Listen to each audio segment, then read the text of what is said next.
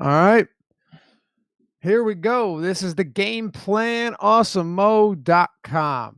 Dave Lochran, Ben Rasa, glad to be with you. Week 10, Ben. We're at week 10 already in the double digits. Yeah, man. Yeah, now we got 11 games. Buys are going to start. The crazy thing, not this is related to this slate, I didn't realize Thanksgiving is super early this year. Did you notice that?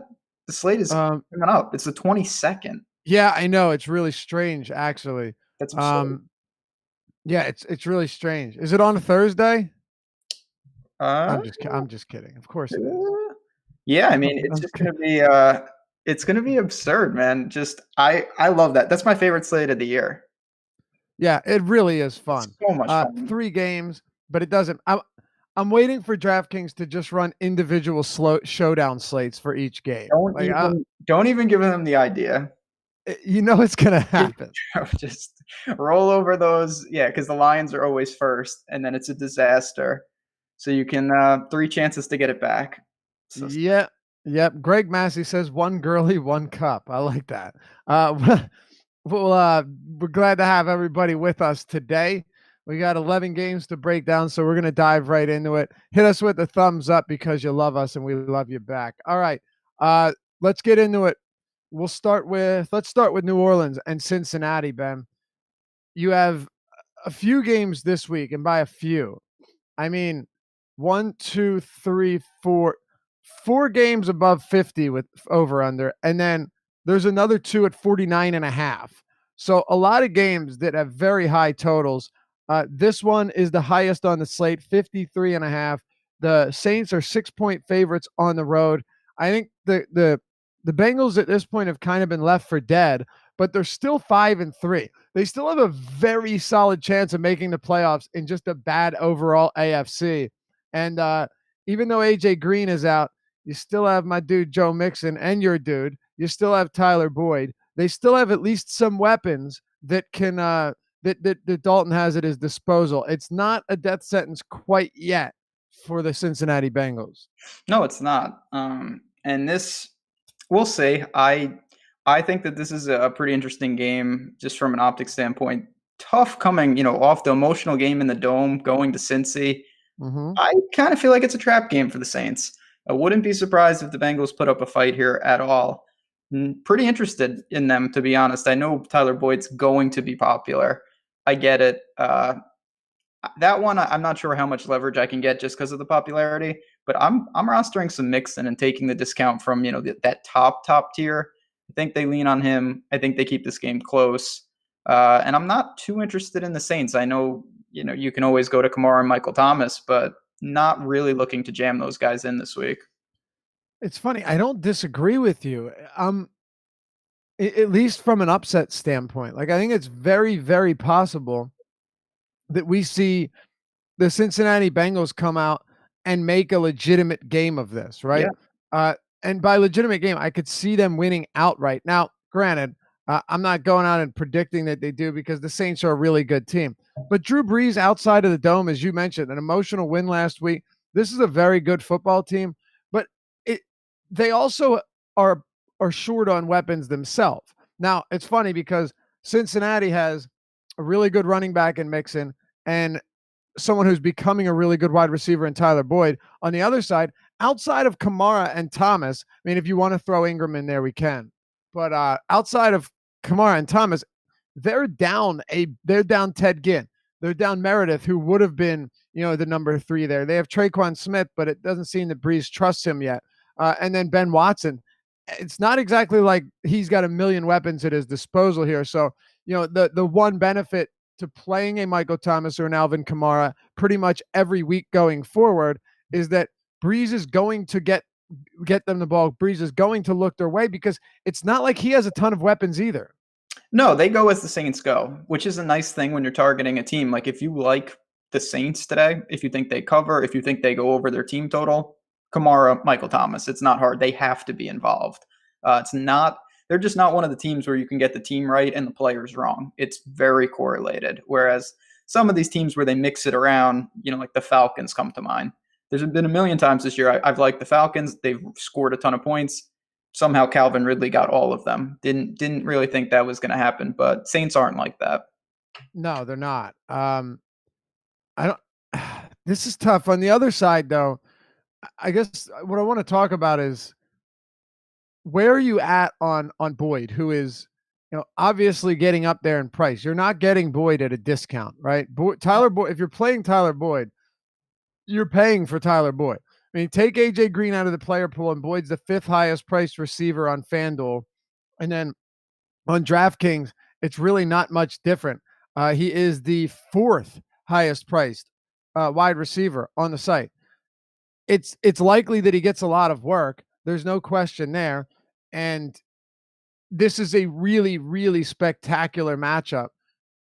Is he worth it for you? Honestly, I don't have a really strong opinion on it. I don't mind going there. It's a situation where I think the most likely outcome is his volume goes up and his efficiency goes down.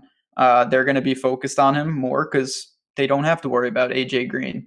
Having said that, there's John Ross is just not the type of guy. Him and AJ Green couldn't be more different in terms of players. He's a burner. He can keep the defense honest, but he's not going to be a possession receiver. Uzuma, maybe he gets a little extra. Obviously, Mixon's going to get worked in.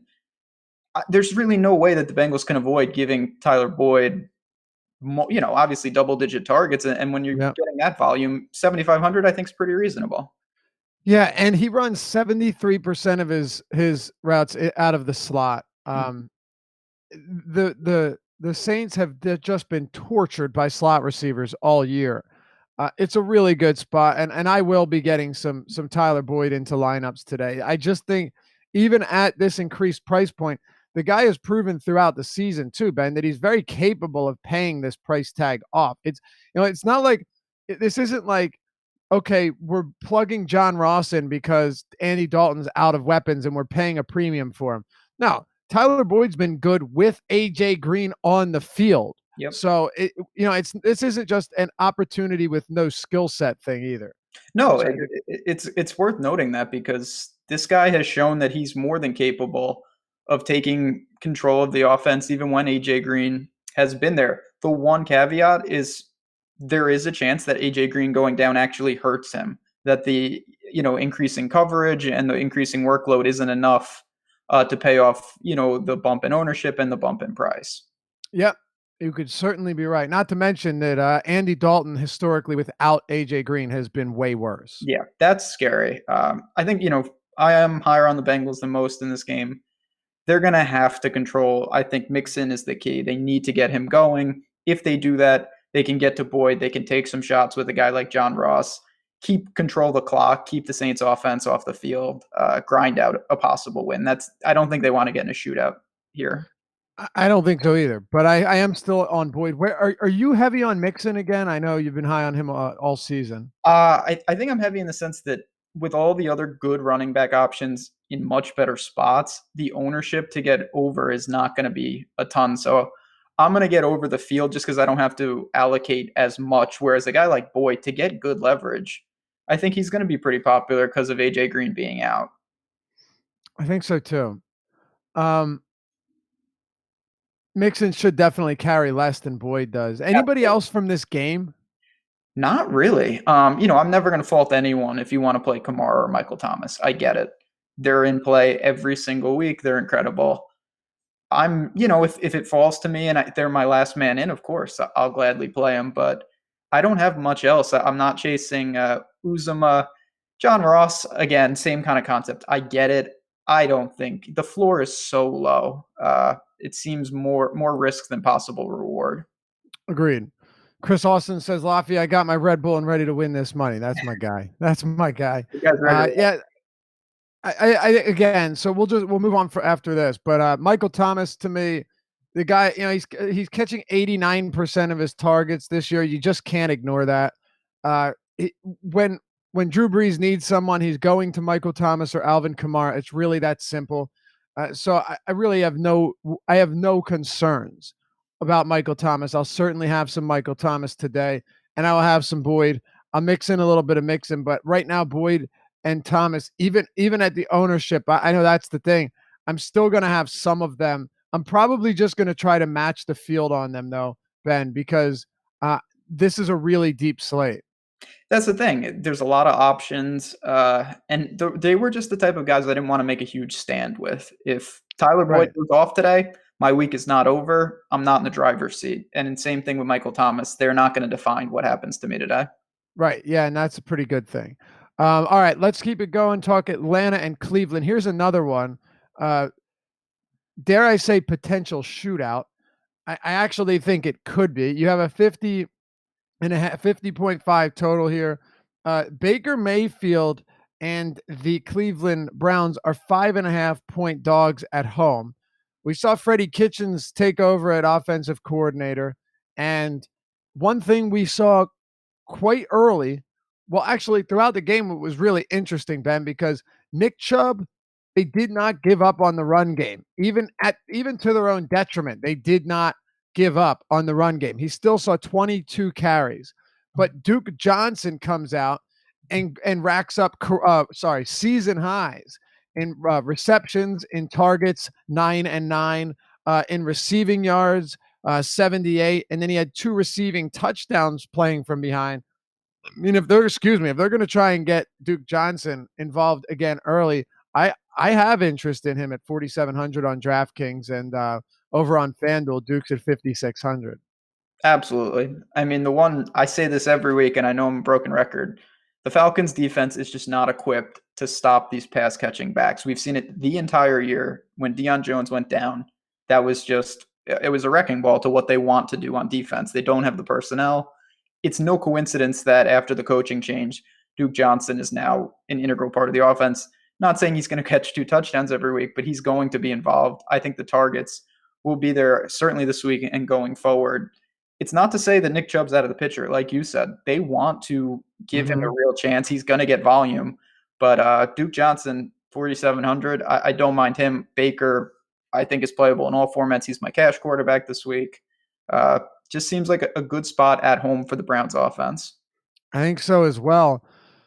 You know, this is tough. By the way, Shane, what is it, Grimble mentioned on the YouTube chat that we didn't mention Traquan Smith. I mentioned him. I don't think Breeze really trusts him all that much right now. And I think this is just a spot where, with Traquan, you're pretty much hoping for a rogue touchdown like we got last week. He saw 3 total targets, 2 receptions for 23 yards and a touchdown in an absolute shootout. I just don't think Breeze trusts him enough right now for him to be someone that's highly on my radar at a price point that's actually come up from last week, Ben. Any thoughts on him before we keep going here? No, I honestly thought that he was pretty fortunate to weasel out with what he did last week. I think we could see similar, and he doesn't find the end zone, and that's what you're left with. So not for me this week. Yeah. All right. So Duke Johnson, we're both there. Yeah. Chubb could have a good game, but he's definitely going to be touchdown dependent for DFS purposes. Like, we don't talk seasonal, but if it was a seasonal league, it's like you're playing Nick Chubb. You're not sitting a guy that's getting around 20 touches a game. But in this case, his prices come up. I think he's still reasonably priced. He's still going to get touches, but Duke Johnson's cheap. And you also have a fella that goes by the name of Jarvis Landry, Ben. And Landry's price has come down on DraftKings to 6,200. I know that Landry hasn't had a monster ceiling lately, but I feel like this could be that game where Landry pops off for a monster performance. And the reason I say this is we talk about how the Saints have been just bludgeoned by slot receivers this year. The same goes for this Atlanta team that's dealing with a ton of injuries in the middle of the field. Brian Poole has not been good. He is their slot corner. This is a spot where I think you could get a discounted Landry putting up really big numbers. What do you make of the pass catchers for Cleveland?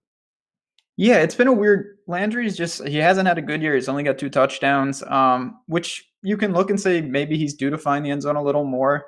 But the targets haven't been awful. And they've been good. Yeah, they have. And the price is dropping. The ownership's not, usually when a price drops, the ownership inflates if everyone thinks the guy's the same player. I don't know if that's going to happen with Landry. He's just kind of lost in the shuffle this week. Josh Gordon's right there, who's going to be popular. I have him paired up with Baker in a lot of spots. When you're getting that kind of targets against the defense, the touchdowns will come. I know it sounds crazy. I can't believe I'm going to cite Julio as that because we've been waiting. It felt like years for him to find the end zone. But if you're that involved, you're going to get your looks. And although I like Duke Johnson, Landry's the other guy. Obviously, Njoku, tight end, is really weak this week. It's just horrible. So I get him being in play, but I still think that when Baker really needs a throw, Jarvis Landry is going to be one of those top options. Yeah, I'm with you. And I think that he has been not do I think he has been one of those top options. It's not, it's been all season, like you mentioned. The production has been, somewhat disappointing. But since Baker took over against the New York Jets, Landry's targets are 14, 10, 11, 10, 15, 12, 7. And Kansas City does a very good job. That's the only sub 10 target, so single digit target game. Kansas City does a very good job of mitigating slot receiver performance. So, yeah, I think you get back up to around 10 or more targets again. And at this price for a guy like Landry, who's actually running deeper routes this year, he pops off the page to me as a really good play at his price point, pretty much on across the board. You're getting him at 6,400 on FanDuel, which is also considerably cheaper than you would expect. He's basically the same price as Allen Robinson, Doug Baldwin, and Deshaun Jackson. So, yeah, I like that a lot.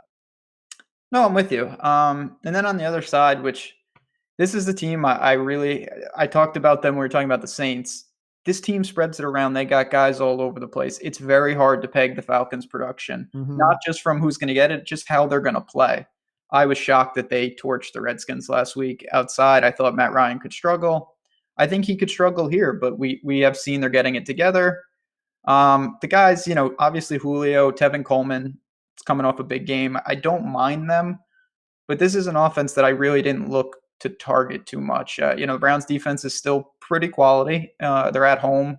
So it's tough. Did anyone stand out? I know Ridley's just lurking to catch his 3 touchdowns as he always does. That guy. But, I find this a pretty interesting spot because Enzo Ward has been really solid when healthy. He's dealing with the hip flexor injury, and it's not like I'm saying, oh, if he's perfectly healthy, he's going to shut Julio down. Now, I'm not saying that. What I am saying, though, is when we saw Atlanta play Pittsburgh earlier this year, we saw Joe Hayden pretty much close Julio out of the game through the first 3 quarters, and then he finished with modest numbers. And they got smoked in that game, but Matt Ryan was willing to look elsewhere because he does have other options in this passing game. I think it could be a Calvin Ridley game. I would never tell anyone to fade Julio because he's Julio Jones and, he can put up 30 fantasy points without a touchdown. But I do think it's an interesting spot for Ridley. If Ward is healthy and he's seeing a whole lot of Julio Jones, Julio's probably still going to get his, but I do think it's going to filter targets elsewhere as well. So that to me is kind of interesting. Now, again, it really all depends on what these matchups look like, and I could be wrong here, and he could maybe not even be completely healthy. I know he returned to practice, but I think Ridley is in play for me. Not only that, though, Tevin Coleman and even Ito Smith are really interesting options here. This is a bad Cleveland run defense, Ben. Coleman, of course, breaks out last week when everyone's pretty much given up on him, and now you're getting him in a matchup against Cleveland, who, according to Football Outsiders DVOA metric, has the 30th ranked run defense and a pass defense that's actually been pretty efficient this season when the offense isn't putting them on the field every other second. So I like the run game for Atlanta quite a bit here, and I don't think either of these guys are really overpriced. No, they're fairly priced, and I think they'll be fairly owned. So you can go to them. I do have some Tevin Coleman. Like you said, that's probably how the Falcons should attack and want to attack this defense. It's just tricky. Like I said, the Falcons are a team. I don't have a great grasp on how good they really are. If they struggled in Cleveland today, I wouldn't be shocked. And if they went in and they put up big points, we can see that. We can see that from this offense. Yep, I think so too. So again, Julio we know he's a matchup-proof receiver. But I think you can. That would be my lone concern with Matt Ryan this week too, Ben, is that they just uh, they just destroy this Cleveland team on the ground. I could see that be the case. And, you have 2 or 3 early rushing touchdowns, and then Ryan isn't racking up the passing touchdowns because he doesn't need to. Yeah, yeah. Go ahead. I didn't get to Ryan this week for that reason. I think there's a lot of risk in terms of, as I said, they don't play well. And even if they do, I'm not sure it's because of Matt Ryan. So that's a kind of too many red flags. Right. Exactly. All right, let's go ahead and keep this train moving here. Anything else on this game before we move on? No, I think we're good. All right, let's do it. If you guys have any questions in chat, feel free to throw them at us. Remember, we only have an hour here, so we're trying to get in as much as we can. Well, we have about 650 people watching. Hit us with the thumbs up. Let's fix that ratio. Like the video and subscribe. Hit the notification bell so you know when all of our live streams are coming up as well. Indy and Jacksonville. I mentioned last week that Marlon Mack was a guy that I liked because no one was really talking about him much, despite coming off of a really big game. And seeing that, okay, so if you look at this Colts team and you look at, Jim Irsay, the owner of the Colts, this is a guy who said before the season Marlon Mack could lead the league in rushing yards, right? Like, he really liked Marlon Mack. He's not the coach. Totally understand that. But Frank Reich has gone all out in force-feeding Marlon Mack recently since he got healthy. Or at least, you look, 19 for 126 and then 25 for 132. They finally have a ground game. I can't remember the last time they had a ground game, and I'm not talking about Frank Gore racking up 900 yards a season, Ben. I mean a ground game where you got a single back racking up 120 plus rushing yards in back-to-back games. His price has come up, no doubt.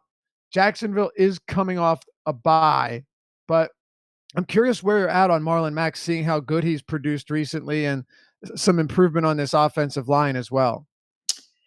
Yeah, this is an interesting one. He obviously, the numbers lately have been off the charts. They're at home. Jags defense, is it good? Yeah, it's still good, but it's not what it was, in my opinion. They certainly don't look immune, and that's put a guy like Marlon Mack, and then on the outside, a guy like T.Y. Hilton in play for me. At home, we know the splits for Hilton.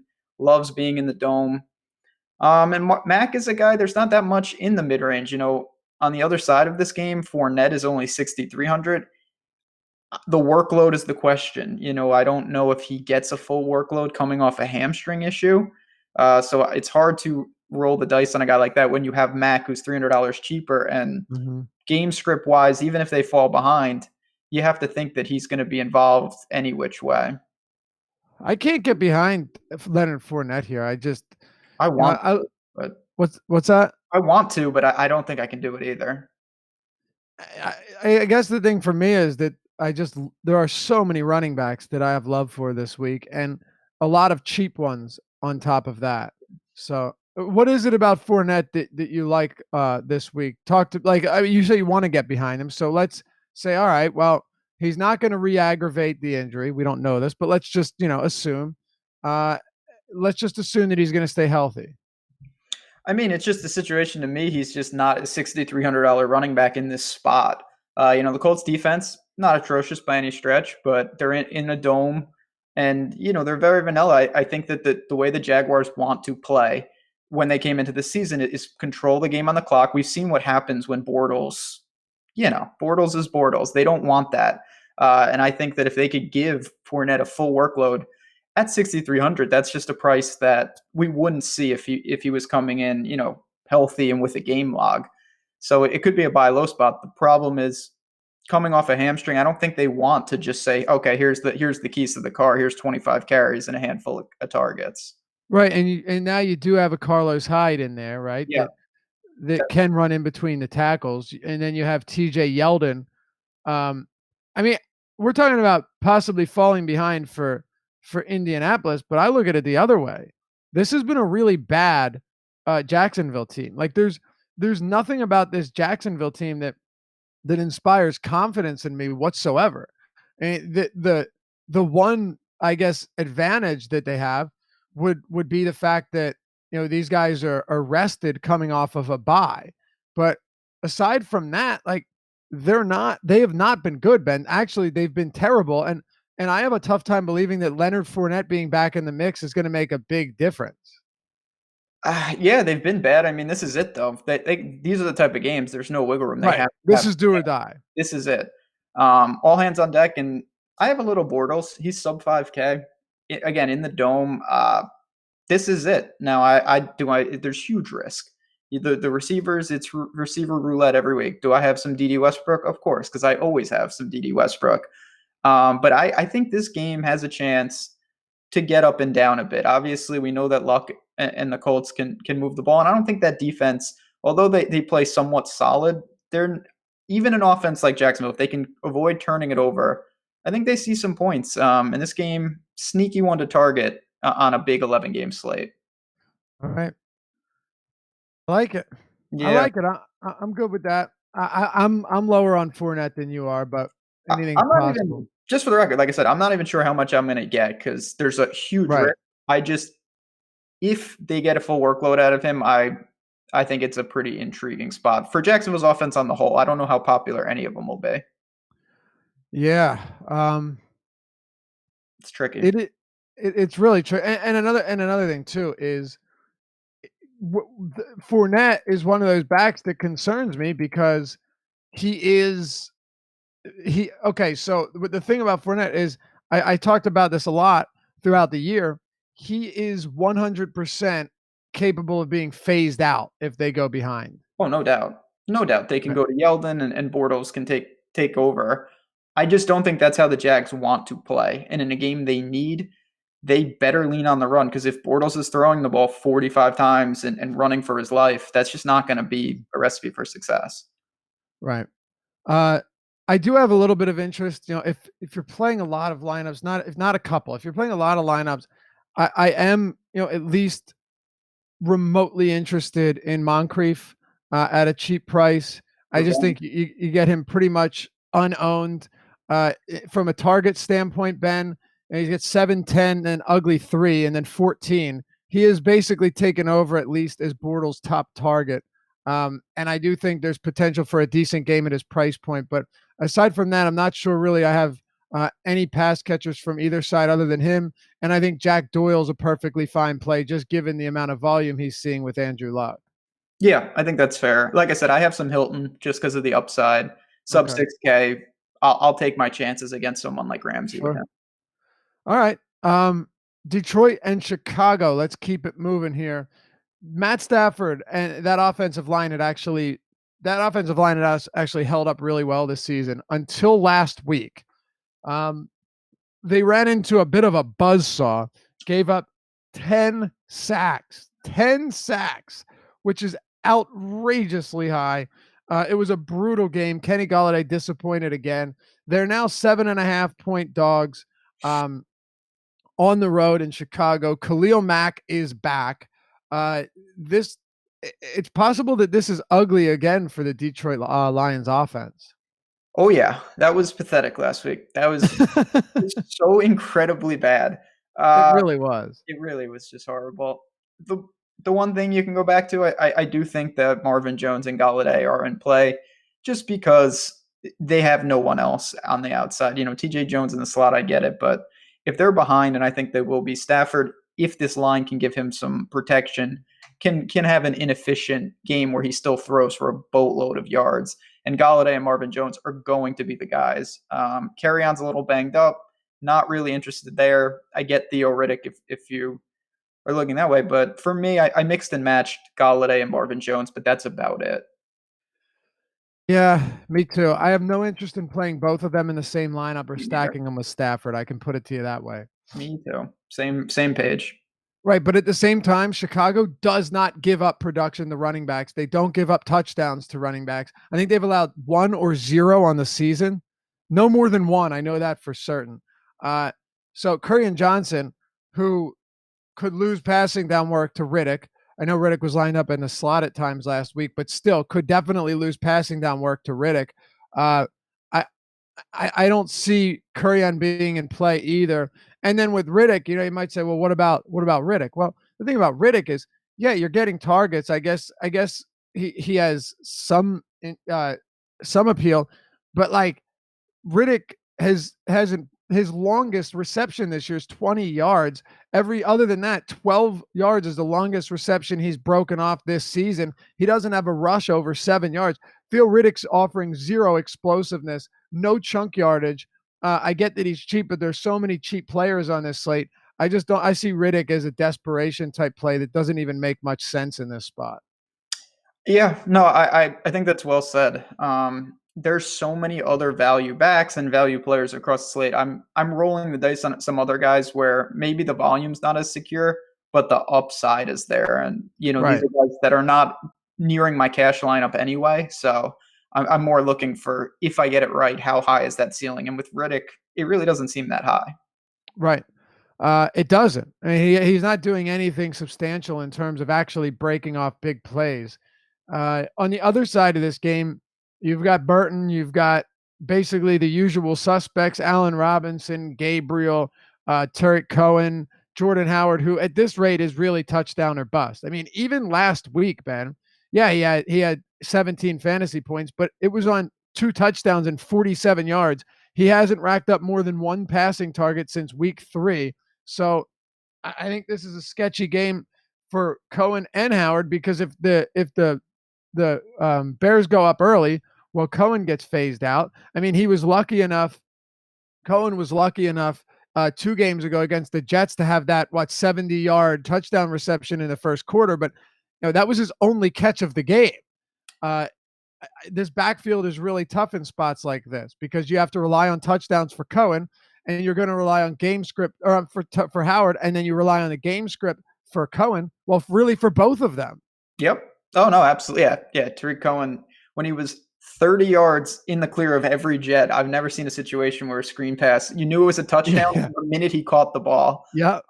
But that's neither here nor there. This is interesting in the sense that the last 2 games, you just said it was with the Jets and the Bills.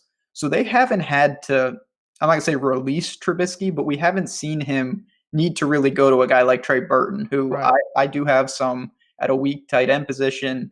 I think this is more, they get back to their more balanced offense, because the last 2 weeks has just been, they haven't had to do anything besides play defense, give it to Jordan Howard, let him fall in the end zone. Not saying they don't control this game, but at the same time, I think the passing attack as a whole gets a boost. That hurts Jordan Howard, who I had little interest in to begin with, and it ups someone like Trey Burton, who I think you could take a shot at today. I'm with you. Hey, by the way, for those of you guys making lineups while you listen to the show, Rob Gronkowski is out, and Sammy Watkins is also out for the Chiefs. Also, per Adam Schefter, Seahawks have not made a final decision and won't until pregame. But as of now, they're not expecting running back Chris Carson to play against the Rams. That opens the door to big potential volume as a running back and as a pass catcher for Mike Davis. So we will get there when we do. But first, Ben, Kansas City and Arizona. You have no surprise, Kansas City 16.5-point favorites, a 49.5 over under, which is basically just all Kansas City, and no Sammy Watkins. So you're talking about Chris Conley coming in and filling that void, which means that it's pretty much going to be the Hunt, Hill, Kelsey show. Yep. This is one, obviously every week I write an article highlighting my plays, which is available on the site. Obviously check that out. Mahomes wasn't in there. I've actually gotten more interested in him as the week has gone on. I think the Chiefs, the way they are, they're very stackable, and we've seen that time and time again where it's concentrated. And with Watkins going down, not that he was a huge part, but man, it's hard to imagine that Hunt and Kelsey, and obviously Tyreek Hill, who's a little more volatile, is just not involved in a game like this. So I do have some lineups that kind of rolled out all the Chiefs. Use some David Johnson, some Kirk. Obviously, you can use Larry Fitz on the other side of this game. Just that, they keep them honest enough to make the Chiefs have to put their foot on the gas throughout. That's really how I'm approaching this game. I'm really super overweight in individual lineups. And then in other ones, I have maybe a play or two, like a Travis Kelce or a Tyreek Hill on a standalone. Right. I think that's a good way to look at it. Um, this is definitely a game that offers a ton of upside on both sides. And as weekly guest on the Awesemo live streams, Evan Silva pointed out in his matchups article this week, the Larry Fitzgerald last week ran about half of his routes outside, which is really encouraging because we know that Kansas City, if they do one thing really well, it's limit slot receivers. And if we're going to get, because, Christian Kirk is a slot guy too. So mixing Fitz up, running him outside, I think really, really bolsters his floor this week. To me, that is a spot where because he's running 75% of his routes inside this year, but last week we saw about 50 of them. I think Silva said that makes a big difference to me if he's running a bunch of them, actually half of them outside against Kansas City. Yeah, you talked about with Jarvis Landry before, like his, in terms of targets, that was his worst game of the year. It was against those Chiefs.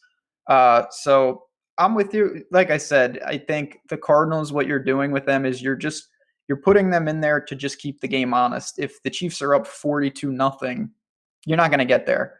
They'll take the foot off the gas. But if this game is back and forth in the sense the Chiefs have a 10, 14 point lead throughout, that's going to bolster the Mahomes Hill. You need a lot when you're stacking a team and they're all expensive. That's different than a couple weeks back. We tried this with the Raiders, and it was like Carr, Richard, Martavis, and they combined cost 10,000.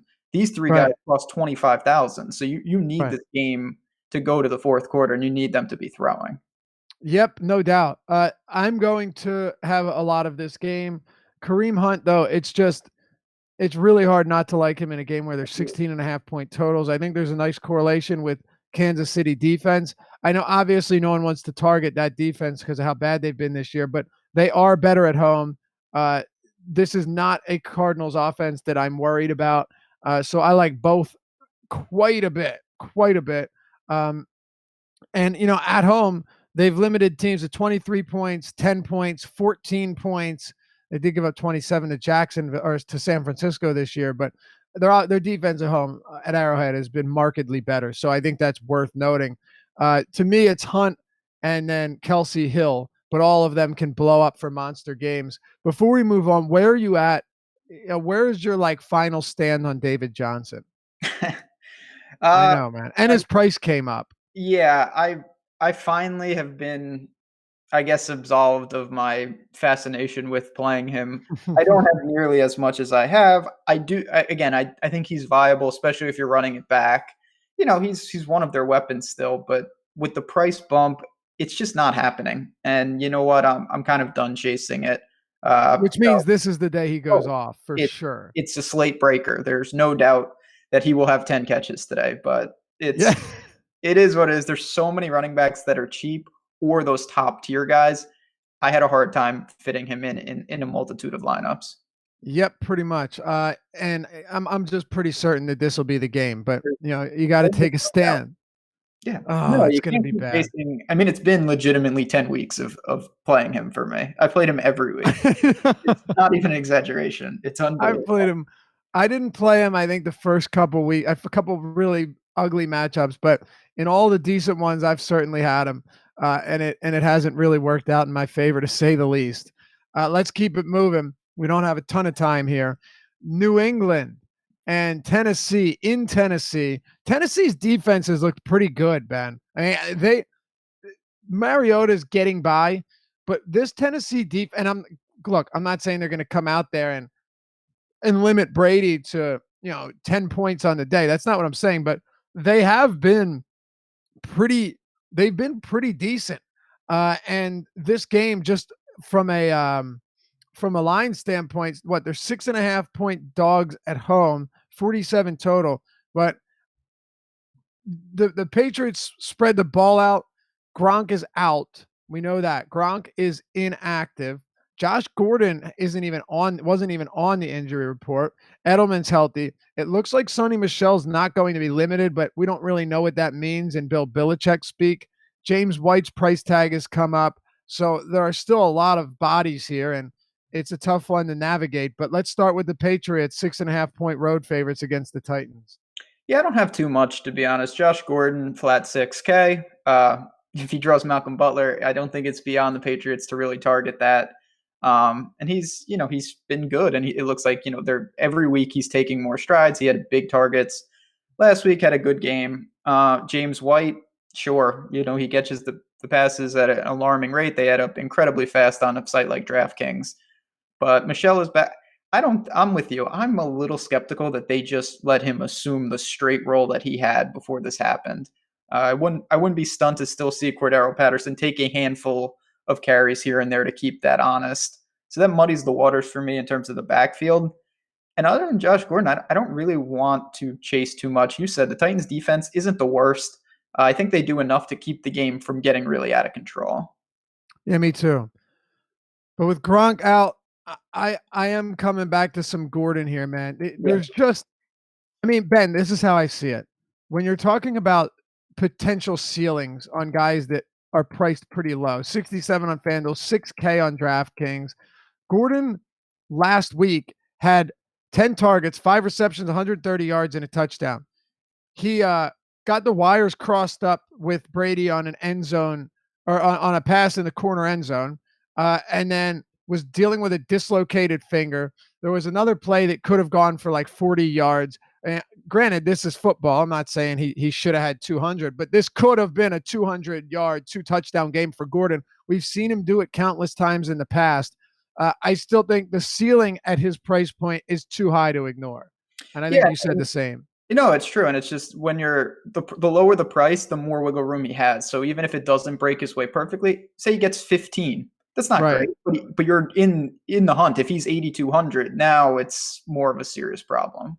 Right. And you know what? It's we don't have to worry about Chris Hogan anymore. At least you don't think we do. He basically just was I think Silva put in the order. He was running wind sprints. He ran like 55 wind sprints or however many routes last week. One target. Yeah. That guy. Dorsett. Like, you're not worried about Dorsett. Brady likes Josh Gordon, and I think this is a spot where he can blow up. So I'm on board. I also really like, and I don't know, maybe this will turn out badly. I know he'll have some ownership, but this does seem like a spot against his former team where Dion Lewis could put up some really quality numbers. Yeah, he's going to be very popular, and I get it. Last week, it wasn't even the best game script for him, but he's taken over the backfield. I think that's safe to say now. This is not, Derrick Henry when they're winning, Dion Lewis when they're losing. It's Dion Lewis. Yeah, exactly. Sub 5K against his former team. I have him in cash. I totally get it. And it's tough. It's hard. Me and Andrew on From A to B talked about this. It's very tough to limit a pass catching back. It's not like a tight end where you can triple team him. It's, they can get him in space and get him the ball if they want to. Who knows how effective, but the targets should still be there for a guy like that. They should. And that's why it's hard to ignore him. It's definitely tough to ignore him in this spot. And I have a good amount of Dion Lewis. And you know what? As you mentioned, he's going to have ownership. There's no question there. But it's a risk I'm willing to take. I'm okay playing guys like him because he can produce on the ground and through the air. So he is game script proof. And Derrick Henry just hasn't been good enough to wrestle away a sizable workload from him in any game. No, Derrick Henry's game script proof in the opposite way, where no matter what the game is, he's ineffective. So they just need to let Dion Lewis go. That's their only chance to stay competitive this week. He's opposite game script, reverse game script proof. Yeah. Anything else from this game, Corey Davis? Anyone else we haven't touched on that you're interested in? Not really. I get Corey Davis. If you're building a bunch of lineups, but no one really cracked my interest. All right. Yeah, that's pretty much where I stand as well. So I say we move on here to Tampa Bay and Washington. Dude, this Washington team, first of all, 51 point over under. Bucs are 3.5 point favorites at home. This is a Washington team that was playing lights out run defense and